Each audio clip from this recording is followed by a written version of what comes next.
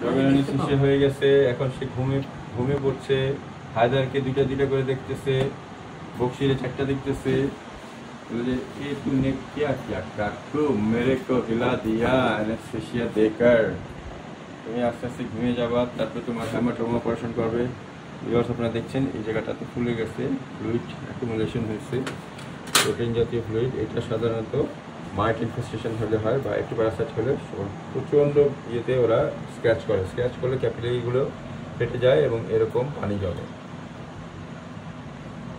তো এটা ওরা আর্লি ইয়েতে নিয়ে আসছে। তো আর্লি নিয়ে আসলে যেটা হয় সেক্ষেত্রে মানে সার্জিক্যালে ক্ষতি কম হয়, মানে এনি সর্ট অফ সার্জারিতে নর্মাল ন্যাচারাল জিনিসগুলোতে একটু ডেভিয়েশন ঘটে। তো এটা যদি আরও বেশি ফুলে যেত, এই পর্যন্ত আসতো, তখন সার্জিক্যাল এরিয়াটা হতো পুরাটা, এখন শুধু এই জায়গাটাতে সার্জারি হবে।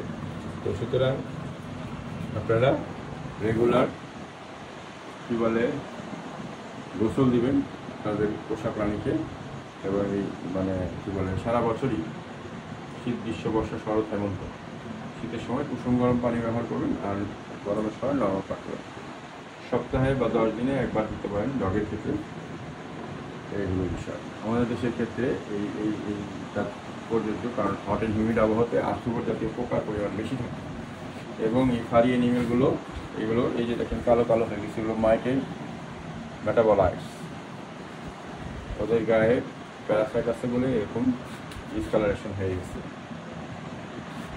ওকে, তাহলে এখন ও ঘুমিয়ে যাবে আর কিছুক্ষণের মধ্যে, ওর জন্য সবাই দোয়া করবেন।